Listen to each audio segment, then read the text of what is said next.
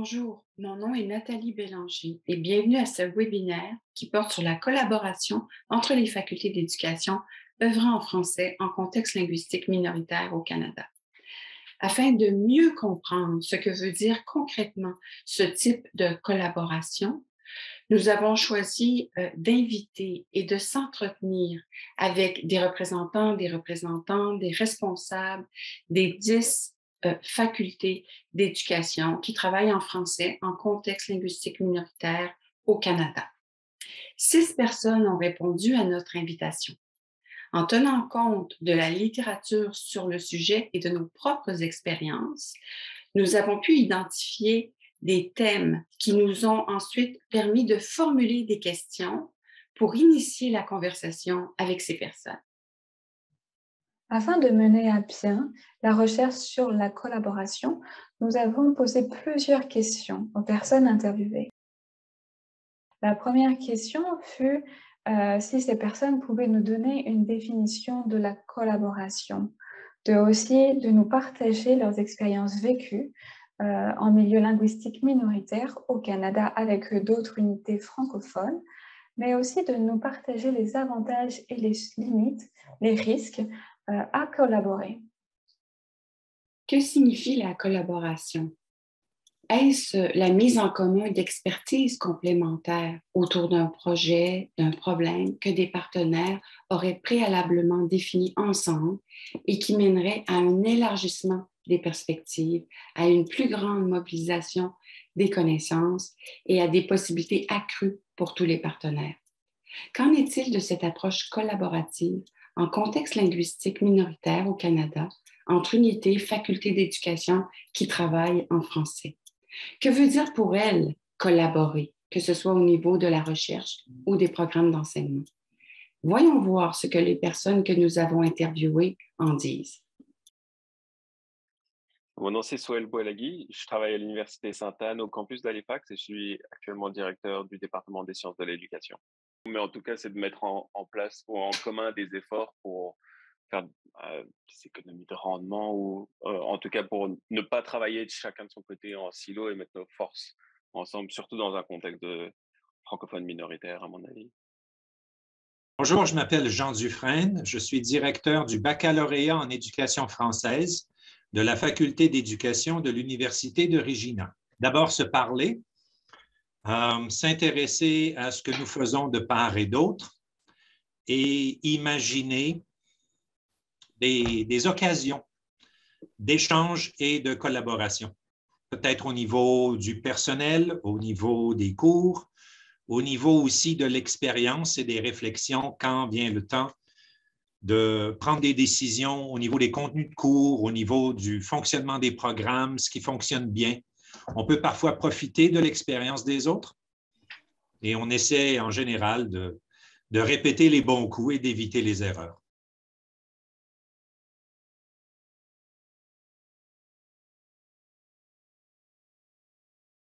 Je m'appelle Paulin Mulatrice, vice-recteur études et recherche à l'Université de l'Ontario français de Toronto. D'ailleurs, nos programmes à nous, je pense que si les gens sont au courant, c'est le programme transdisciplinaire. Donc, tous nos programmes sont organisés de telle façon que l'enseignement se fasse en équipe ou interdisciplinaire et que plusieurs de nos étudiants inscrits dans les programmes puissent partager les mêmes espaces de cours. À ce niveau-là, déjà, à l'interne, on collabore beaucoup. Mais au-delà de notre propre institution, on voit aussi la collaboration avec d'autres institutions qui offrent des programmes dans le domaine des sciences sociales et humaines.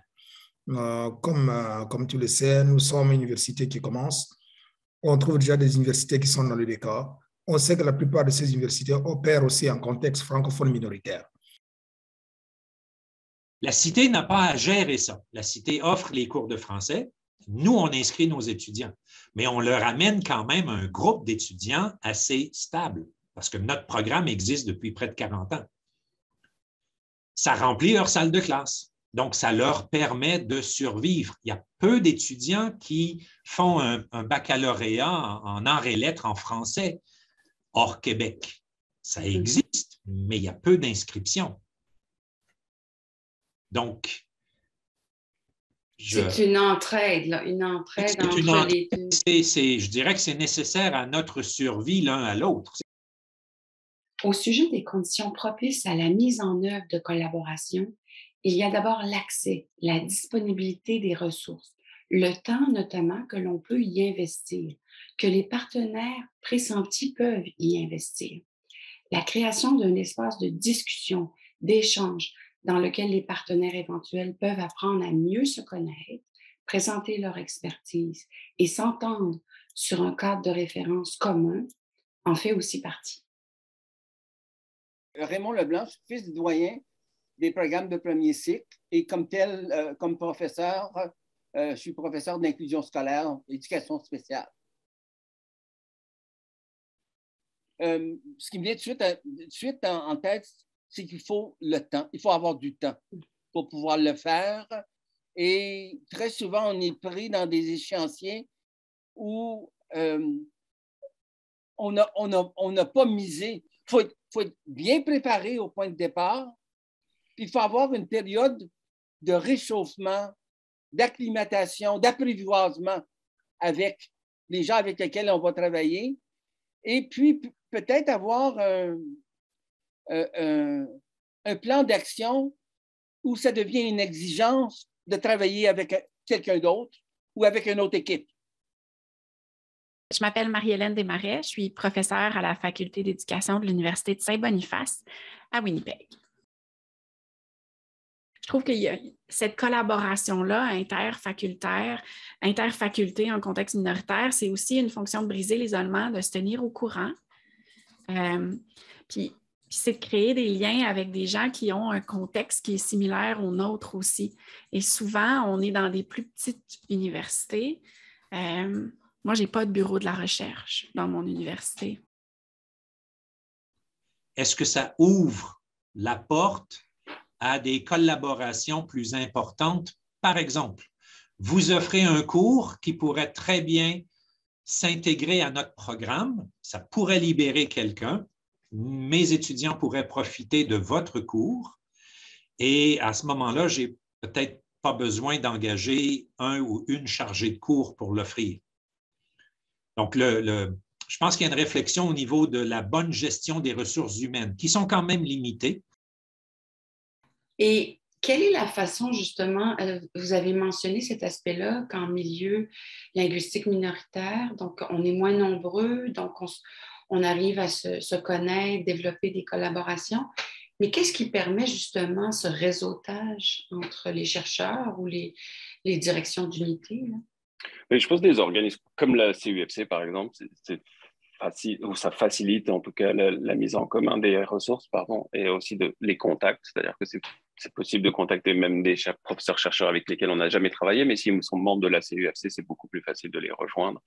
Il y a d'autres organismes dont on fait partie aussi. On fait partie de l'ACPI, l'Association canadienne des professeurs en immersion, ou ce genre de choses. Donc, de créer ce réseau, ça permet de pouvoir en bénéficier quand on en a besoin, justement.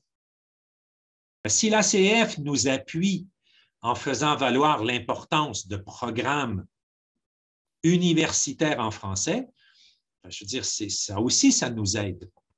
Et nous collaborons avec l'ACF. Je participe aux réunions, par exemple, il y en a trop, excusez-moi, il y en a un, en tout cas, il y a un petit consortium sur l'éducation française en Saskatchewan au niveau élémentaire, secondaire, postsecondaire, le continuum en éducation, excusez-moi, merci.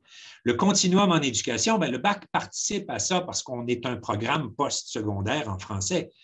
Je n'ai pas de pouvoir décisionnel, mais nous essayons très certainement de nous entraider sans nous nuire. Donc, Denis Fontaine, je suis doyen adjoint à la gestion des études au campus Saint-Jean et aussi coordonnateur CNFS pour l'institution. Donc, c'est le campus Saint-Jean de l'Université de l'Alberta. Ça prend une structure, on ne peut pas ne pas avancer sans structure, puisque les chercheurs, partout qu'ils soient ici ou ailleurs, ce sont des gens qui sont extrêmement occupés avec leur enseignement, leur travail comme communautaire et évidemment la recherche. Et ce n'est pas des gens non plus, normalement, qui aiment beaucoup l'administration. Alors, ça prend des gens qui, pour moi, une structure, c'est quelque chose qui est bien encadré, bien structuré, pour des gens qui vont s'occuper de la collaboration. Et pour moi, les professeurs, ce sont les professeurs qui collaboreraient, mais ça prend quelqu'un pour les encadrer.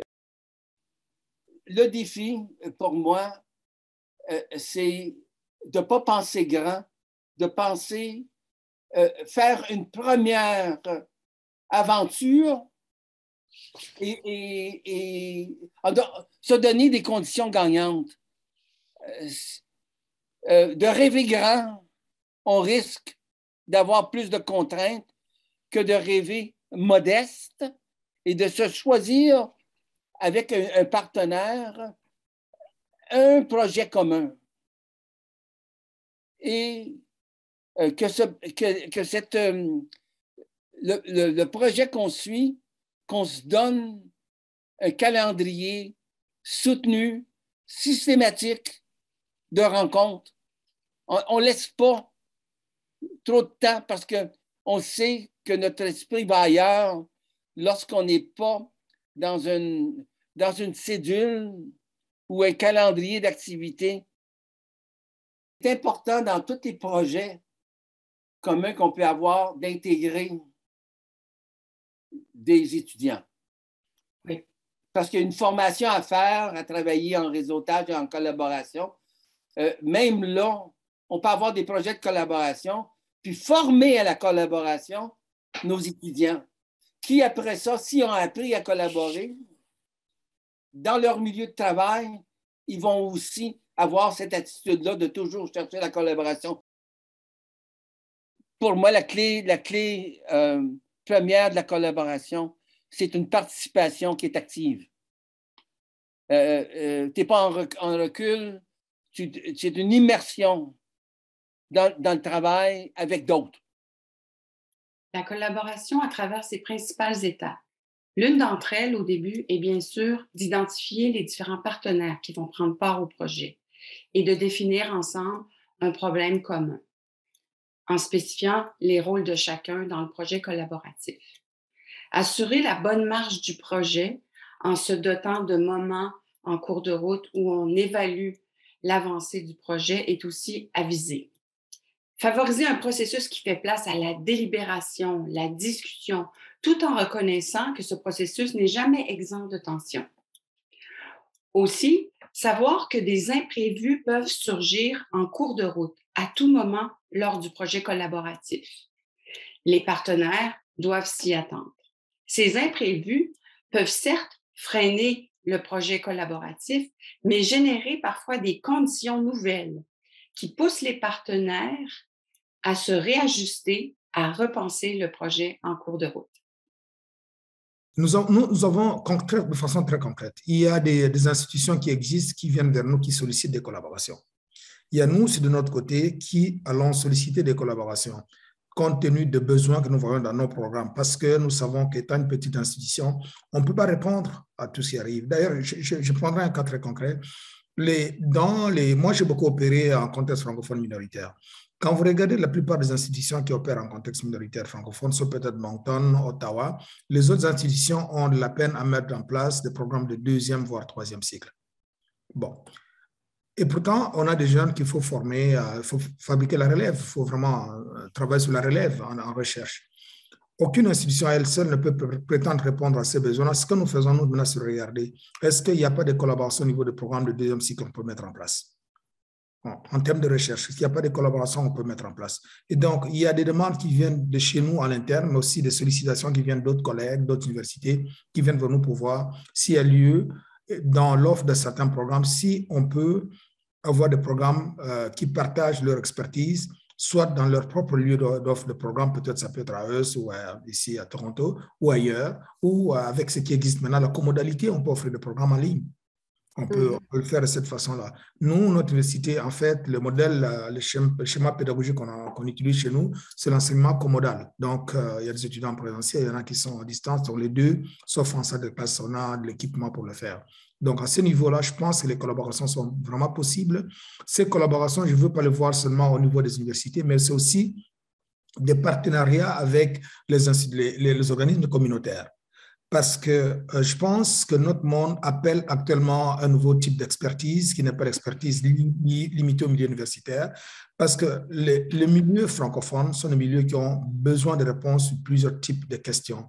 Et en ce moment, il y a des sollicitations qui arrivent aussi des milieux communautaires. Il y a des collaborations entre les universités et les milieux communautaires, des collaborations inter-universités, mais aussi des collaborations avec des agences gouvernementales. Il y a des sollicitations qui viennent à ce niveau pour dire, OK, est-ce qu'on peut avoir tel type de recherche? Vous pouvez vous mettre ensemble pour travailler avec d'autres collègues qui viennent d'autres universités. Donc, à ce niveau-là, je pense que les sollicitations sont multiformes, multi-institutionnelles, mais nous aussi, on prend de l'initiative à l'intérieur de ce processus pour qu'on puisse avancer de façon vraiment cohérente avec d'autres collègues ou d'autres institutions partenaires. Je pense que la première démarche, d'abord, s'entendre sur ce qu'on peut achever ensemble. Qu'est-ce qu'on veut faire ensemble? Et il y a d'abord la définition de problème, la définition de projet. Et tout démarre d'abord dans la conception du projet. Étant donné que le problème est là sur la table, le défi, on le connaît, c'est de dire quelles sont les expertises, quelles sont les institutions qui sont en mesure de contribuer à répondre aux défis que nous voyons sur la table. Une fois qu'on a ça sur la place, c'est de définir des projets ensemble de façon collaborative. Parce que si on commence à aller comme ça juste en désordre, à un moment donné, ça amène la confusion, les rôles ne sont pas clairs, qui fait quoi, et parfois ça peut mener vers des échecs. La première chose qu'on fait, c'est vraiment définir les problèmes, définir les projets, mais aussi les objectifs qu'on veut atteindre avec un calendrier sur l'année ou pluriannuel pour savoir qu'on veut arriver à tel objectif après autant d'années, autant de mois. Donc, je pense que pour répondre à ta question, la première chose, c'est d'abord d'identifier les problèmes. Mais ce qu'on espère, si les objectifs sont clairs, ce qu'on espère, c'est d'établir des points d'évaluation en cours. C'est de dire, OK, nous commençons là, le projet étant celui-ci, voici, dans un horizon d'un an ou de 2 ans, nous voulons arriver à tel objectif. Mais il faudrait établir des points de contrôle pour s'assurer qu'on ne perde pas l'orientation. Parce qu'une des choses qui peut arriver dans les institutions, c'est que les individus changent, les personnes qui sont porteuses de dossiers peuvent quitter le bateau pour d'autres raisons. Donc, il faudrait en ce moment que le point de contrôle soit clair pour tout le monde, qu'on sache qu'en fait, les balises ont été déterminées. Voici comment nous allons cheminer, mais avec des points de contrôle. Ça, c'est très important. Parce que si on n'a pas ces balises, si on n'a pas le point de contrôle, il arrive souvent qu'on soit surpris de résultats. Peut-être le résultat va être médiocre. Surtout quand il s'agit que ce soit, par exemple, dans le cadre de la collaboration pour des programmes. Les programmes ont des périodes d'évaluation, des évaluations en termes de qualité, plusieurs types d'évaluations. Donc, c'est très important de savoir à partir de quel moment est-ce qu'on va s'arrêter pour dire est-ce que notre chemin, le chemin que nous avons parcouru jusque maintenant, il est bon? Est-ce qu'il ne faut pas revoir, réajuster notre tir parce que d'après ce qu'on voit, peut-être que la ligne n'est pas claire. Donc, je pense que c'est très important de faire ce point-là. Et comme je l'ai mentionné tout à l'heure, peut-être même au bout de quelques mois, comme je l'ai mentionné il y a quelques minutes là, on peut se rendre compte qu'en fait, au fond, ce projet, on ne peut pas l'achever. L'achever, on ne peut pas arriver au même résultat. Donc, moi, je pense, pour répondre à la question, qu'il faut établir une certaine périodicité en termes de savoir est-ce qu'on est toujours sur le bon chemin en fonction des objectifs qu'on avait prédéterminés. Je crois que ça, c'est très important. Si le projet collaboratif vise la mobilisation des connaissances et permet des possibilités d'action inédites en réunissant des perspectives complémentaires sur un thème commun, il permet aussi la production de nouvelles connaissances et une compréhension plus fine, de plus haut niveau d'un problème, d'une situation donnée. Mais pour moi, c'est quelque chose de fondamental parce que je ne pense pas que notre époque actuelle nous permet de travailler en silo. La collaboration devient quelque chose d'indispensable parce que le monde autour de nous est complexe, demande que différentes expertises, différentes unités d'enseignement travaillent ensemble pour répondre aux besoins de nos milieux de vie. Particulièrement dans les contextes francophones, qui sont des contextes surtout au Canada, qui vivent sous des défis de nombreux défis, par exemple liés au financement, aux ressources en enseignement, je ne sais pas, plusieurs types de défis. Je pense que c'est important de voir si on peut collaborer, développer des programmes ensemble pour essayer de répondre aux besoins de nos milieux. Pour moi, vraiment, c'est quelque chose de fondamental. Pas seulement à ce niveau-là, mais aussi au niveau des défis auxquels nous répondons. Par exemple, la monodisciplinarité, je pense que c'est quelque chose qui appartient au passé. Les disciplines doivent pouvoir se parler.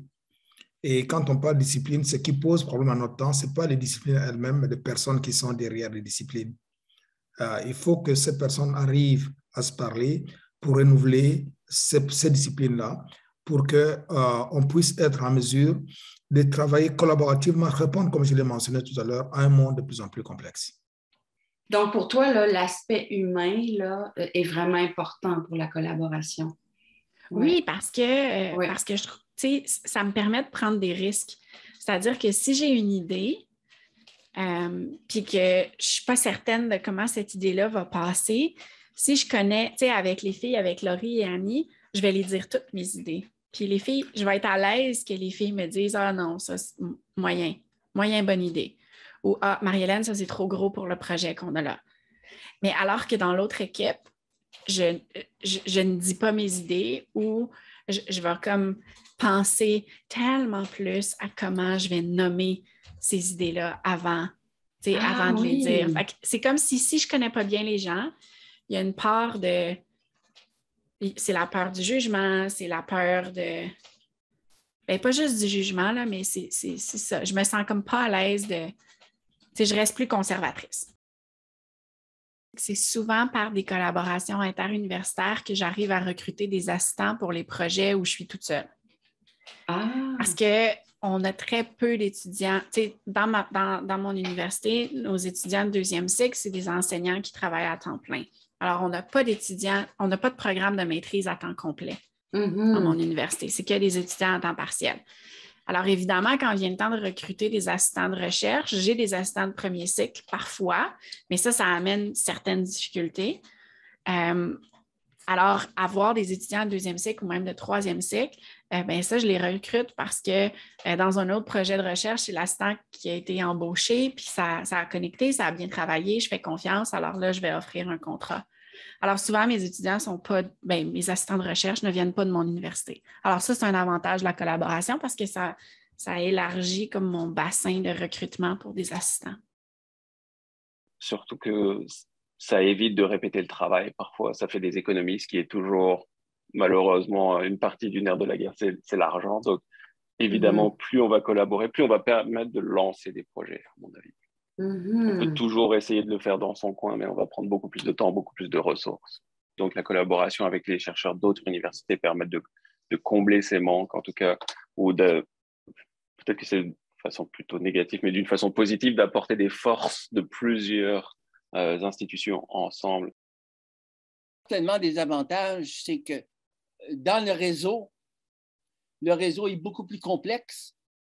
Il y a beaucoup plus d'interactions qui s'établissent que dans un réseau qui est surtout linéaire. On cherche un réseau qui est beaucoup plus dynamique. Et on le sait comment, ce qu'on appelle le snowball effect. Un contact qui ouvre à d'autres contacts, et puis on a ça comme point de départ. On ne ferme pas la boîte, on ouvre la boîte pour aller chercher d'autres collaborations. Connais-tu quelqu'un d'autre qui travaille dans cette même dynamique-là? Oui, il faut absolument la contacter. Il faut qu'elle entre dans notre réseau. Je pense que nos réseaux sont trop linéaires et pas assez dynamiques. Et encore là, pour créer un réseau dynamique, il faut se donner du temps. C'est très difficile de penser qu'on peut réussir un projet d'envergure sans chercher à collaborer. C'est très difficile parce que si on est dans un contexte anglo-dominant comme ça l'est dans le Canada francophone, Canada anglophone, c'est très difficile de penser qu'une petite institution universitaire comme celle à laquelle j'opère peut réussir un projet. On a besoin de ça. Les avantages sont là. Ça nous permet tous de mettre de notre côté les conditions de réussite.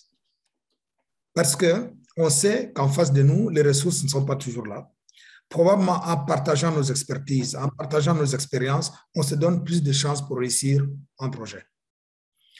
Je crois que c'est quelque chose de fondamental et c'est pour ça peut-être qu'on voit des organismes comme la CUFC qui existe là, le CNFS, le Conseil national de formation en santé. Ce sont des cadres collaboratifs qui sont là et je pense qu'il y en aura d'autres à l'avenir parce que je pense que ces cadres ont été mis en place parce que les institutions ont compris que sans se parler, sans partager nos ressources, sans développer une vision commune, on ne réussit pas. C'est très important parce que le financement n'est pas toujours là. Probablement en parlant d'une vision, en parlant d'une même voie, on peut réussir à obtenir beaucoup plus que si on allait seul. Des freins aux projets collaboratifs sont aussi notés. Face à des ressources limitées, à un changement d'acteur en cours de route, il peut s'avérer ardu de mener à bien un projet. Les normes de fonctionnement de chacune des parties prenantes, de chacune des organisations peuvent parfois difficilement s'agencer. La perte d'indépendance ou d'autonomie de l'une d'entre elles peut alors en résulter. Enfin, les pratiques, les approches qui résultent du travail collaboratif peuvent parfois être difficiles à implanter d'un milieu à un autre, peuvent être difficilement exportables si les caractéristiques de chacun des milieux ne sont pas d'abord prises en compte. Le modèle de financement des universités ne favorise pas toujours la collaboration. Parce que si mes étudiants assistent à votre cours, c'est vous qui êtes payé pour offrir le cours, c'est, je l'espère, votre faculté, votre université qui va percevoir les frais de scolarité. Et en ce moment, dans le milieu universitaire, nous sommes tous en déficit. Tout ce que j'entends au niveau financier, c'est que les prochaines années vont être marquées par de très grands défis. Et ça non plus, on ne sait pas ce que ça va être. Alors, si on se penche vers la question d'un point de vue financier, peut-être qu'au niveau du fond théorique qui explique le fonctionnement des programmes et les choix qui ont été faits, là, il peut y avoir des équilibres. C'est-à-dire que quand on parle de finances et de budget, les préoccupations peuvent être influencées ou les débats peuvent être influencés par les positions gouvernementales. Moi, mon regard est centré sur la livraison de cours et la bonne gestion de programme. Mm-hmm. Et c'est déjà beaucoup de travail de trouver les bonnes personnes qui vont venir donner les cours. Et en milieu minoritaire, vous savez, des chargés de cours qui ont les compétences d'enseigner à l'université, en général, ils sont engagés, ces personnes-là. Hein. Ils ne restent pas disponibles sur appel. « Oh, vous avez besoin de moi, donnez-moi un coup de fil. » Nos ressources humaines sont limitées. Ça aussi, c'est un défi. Évidemment, quand on met fin à des ententes comme ça, c'est toujours un peu brutal et ça laisse parfois un goût amer. Donc, il y a des non-dits. Je ne connais pas toute l'histoire, mais je peux vous dire qu'un des défis, et j'ai souligné ça à des collègues de d'autres facultés qui explorent la possibilité d'avoir des projets avec des universités françaises, je veux dire, en éducation à Nantes, par exemple, ils ont le mémoire, ils écrivent un mémoire. C'est un peu plus poussé dans ce programme-là. Qui allait superviser les mémoires? Ah, il y a oui. peut-être eu incompréhension. Je n'ai pas participé aux réunions de négociation. J'ai rencontré l'équipe de Nantes qui est venue nous voir. Ma prédécesseure est allée à Nantes faire du travail sur place. Mais je pense que la question de la correction des mémoires a été sous-estimée. Ce n'est pas tout à fait corriger un projet de maîtrise, mais il faut assigner quelqu'un et puis il faut corriger le travail, mais il faut assister aux présentations, il faut défendre le mémoire. Ça, au niveau des ressources humaines puis des charges de travail, ça a été une surprise. Mais les changements d'administration font aussi que tous ces projets-là, parfois, sont réévalués, oups. Et ça, c'est un autre élément de complexité. Est-ce qu'on a bien évalué les engagements? Est-ce que ça demande? Ensuite de ça, est-ce qu'on a les moyens financiers de livrer la marchandise? Et Est-ce que ça peut vivre dans le temps? Est-ce que ça peut survivre à des changements d'administration?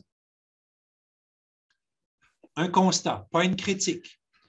Les administrations universitaires se sont développées plus que les facultés au cours des 15 dernières années, certainement des 10 dernières années.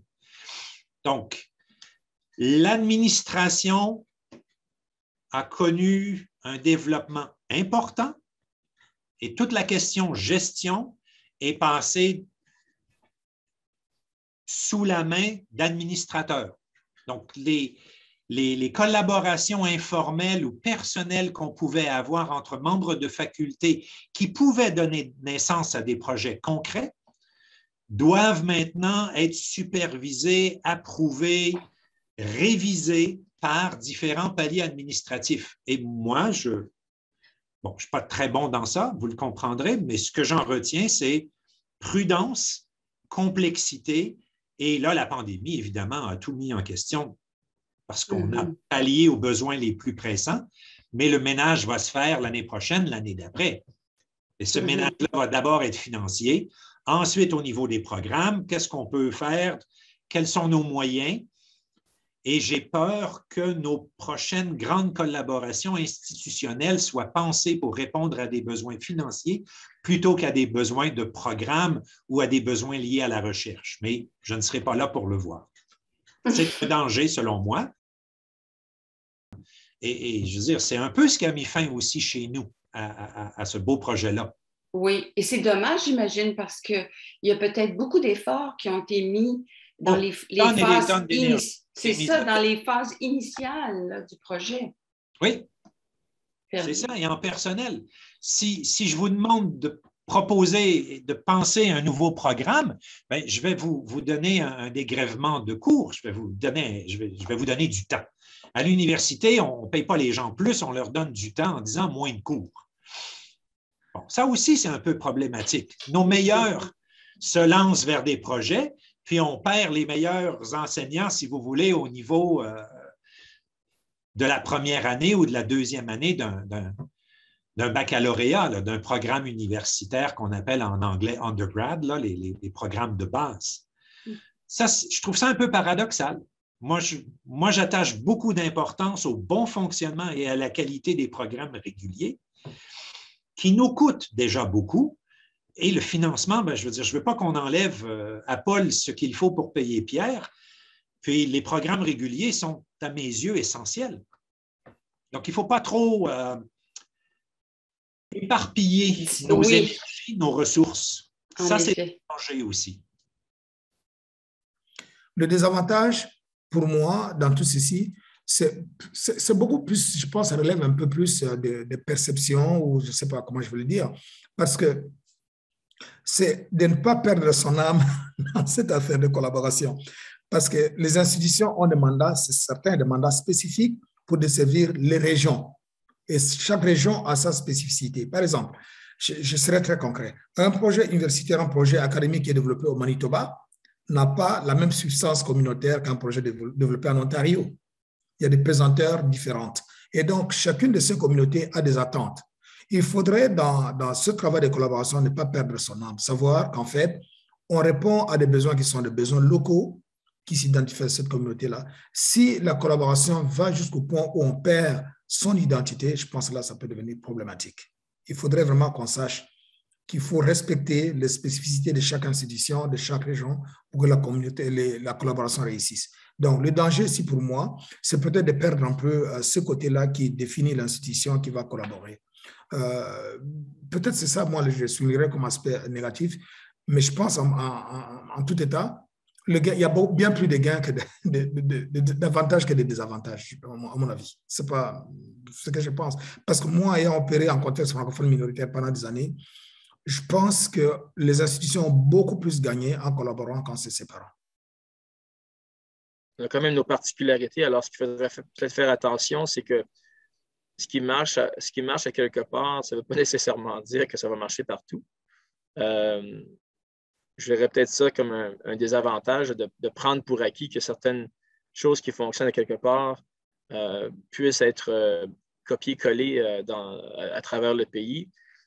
faut juste faire attention de ne pas aller trop rapidement et puis de bien analyser les différentes situations. Mais oui, il y aurait peut-être des désavantages que je ne connais pas vraiment à ce moment-ci, mais de mon côté, au niveau de l'administration, ce serait vraiment plus au niveau du temps, de l'énergie à y consacrer. On a perdu certainement ces réseaux, plusieurs réseaux qui, mais pour des raisons habituellement de politique, souvent ils font des cycles. Puis quand le cycle est fini, bon, ben, c'est un autre thème qui devient central et à ce moment-là, on le perd. Là, on a eu l'occasion qu'on avait une problématique commune qui était la pénurie. Et ça regroupe parce que c'est pas seulement mon problème, c'est notre problème. Ce qu'à ce moment-là, il a fallu s'asseoir ensemble et réfléchir ensemble. Ça, c'est certainement porteur. Si tu ne te sens pas engagé, impliqué, si ce n'est pas sous ton radar, tu es moins porté à être participant actif. Si tu as besoin d'aide, téléphone-moi, tu sais, de ce type-là. Un des risques premiers est bien évidemment l'abandon du projet collaboratif avant qu'il ne soit complété. Si le processus est trop chronophage ou s'il y a des délais, des retards à toutes les étapes du projet, il pourrait bien en résulter un désengagement de la part des partenaires. Aussi, s'il y a ambiguïté quant au rôle de chacun dans le projet, il peut être ardu de le mener à bien. Enfin, des considérations d'ordre politique peuvent avoir un impact sur le bon déroulement du projet collaboratif. Dans certains cas, il peut s'agir d'une survalorisation des thèmes traités dans des projets collaboratifs, ce qui pourrait contribuer à leur instrumentalisation. Dans d'autres cas, c'est la sous-valorisation des thèmes traités qui risquerait de nuire à la visibilité de certains projets. Et ce n'est pas un phénomène uniquement universitaire, c'est plus lié au financement institutionnel offert par les gouvernements. Les gouvernements aiment financer des projets qui sont assez réduits dans le temps et qui peuvent faire valoir, qui peuvent montrer des résultats. Et souvent, ces projets-là, c'est sur une période de 3 à 5 ans, max. Mm-hmm. Et le financement est rattaché à ça. Donc, pour avoir de l'argent, ça nous prend un projet spécial. Il faut penser à un nouveau projet. Donc, nous, dans mon programme à moi, on vient de créer un certificat pour les enseignants formés à l'étranger pour les aider à s'intégrer au système scolaire francophone de l'Ouest, mais saskatchewanais, et peut-être, si nécessaire, répondre à des besoins très précis, personnels, au niveau de la certification. Donc, ce nouveau certificat-là, on l'a fait valoir, ça répond à des besoins, oui et tout, mais c'est un projet spécial. Donc, on a une période de temps. Si c'est pour continuer, c'est nous qui allons devoir le financer. Ça aussi, pour une faculté, c'est délicat. En période de coupure, là, on se fait demander des millions de dollars à gauche et à droite. Mais je veux dire, en période de coupure, ce projet-là, dans 5 ans, est-ce que je vais avoir les moyens de le faire? C'est ça. On souhaite que ça s'autofinance par la suite, mais... C'est ça, l'équilibre. Patrimoine Canada, la faculté, puis avec le temps, la faculté assume. Moi, j'ai peur que ces projets-là soient considérés comme non viables au bout du compte. Est-ce qu'on peut offrir des cours pour 2 ou 3 personnes? Je veux dire, à un moment donné, ça va devenir une vraie question. Alors, ce que j'ai essayé de dire à mes partenaires et aux gens qui m'ont posé la question, c'est ne sous-estimez pas l'importance des financements réguliers. Je veux dire, toujours promettre de l'argent en échange d'un nouveau projet, ça peut parfois nuire à l'existence du travail qui est essentiel et qui est lié au programme qui fonctionne depuis des années et sur lesquels tout repose.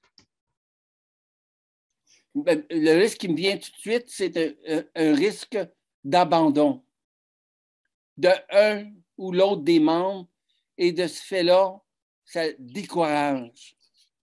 Ouais, c'est ce qui me vient, c'est que si on a une équipe qui est, comment dire ça, pas scindée, qui est vraiment unie, l'engagement est beaucoup plus fort. Il ne faut pas être trop nombreux aussi. N'est-ce pas? Il y a une équipe de recherche, on le sait. On ne peut pas avoir un réseau trop large parce qu'on risque de perdre des connexions. Ce qu'à ce moment-là, je pense qu'on recherche toujours avoir une équipe. Il n'y a pas de norme magique, là, hein, mais une équipe où on a bien divisé les responsabilités. Oui, les risques à collaborer sont toujours là. C'est d'abord quand le grand risque qu'on peut avoir, c'est de perdre le temps. Si ce n'est pas bien défini, on peut perdre son temps. Parce que si ce n'est pas bien encadré, ce n'est pas bien organisé, vous pouvez être dans un projet collaboratif, au bout de quelques temps, vous vous rendez compte que vous avez mis l'énergie dans quelque chose qui n'en valait pas la peine. C'est un risque majeur. L'autre risque est lié à ce que je mentionnais tout à l'heure, c'est que tout projet, on sait où on commence à faire un projet, on peut avoir des objectifs, mais ça peut arriver à un niveau où, peut-être comme je l'ai mentionné tout à l'heure, qu'on perde un peu de soi dans un projet collaboratif. Il faut céder un peu de soi-même dans un projet collaboratif. C'est sûr que quand on commence, on a peut-être des identités fortes, ce qu'on pense, mais au point d'arriver, peut-être d'autres choses, vous devez léguer certaines choses au projet comme tel qui va commencer peut-être à gérer vos identités, vos relations, votre partenariat. Vous ne pouvez pas garder votre autonomie comme vous l'étiez au début jusqu'à la fin du projet. Il faut léguer quelque chose. C'est un risque. Il faut accepter de perdre un peu. Si vous allez dans un projet collaboratif en pensant que, bon, ça restera comme ça, on ne va rien céder à l'autre, ça devient alors en ce moment un cadre conflictuel parce que ça sera comme des antagonismes. Il faut accepter de perdre un peu de soi. C'est un risque qui est là, qui est permanent, mais il faut trouver un équilibre dans ce qu'on perd et ce qu'on gagne pour que le projet puisse réussir.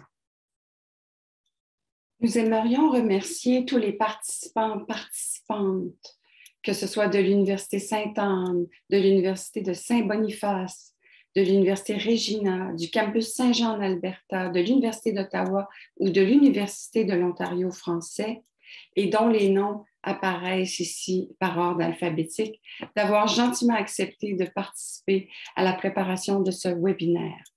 Nous remercions aussi notre assistante Manon de Tavernier qui a contribué à l'organisation du webinaire.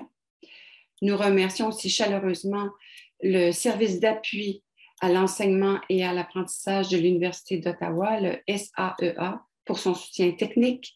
Et enfin, nous remercions l'Association des collèges et universités de la francophonie canadienne, la CUFC, d'avoir rendu possible la production de ce webinaire.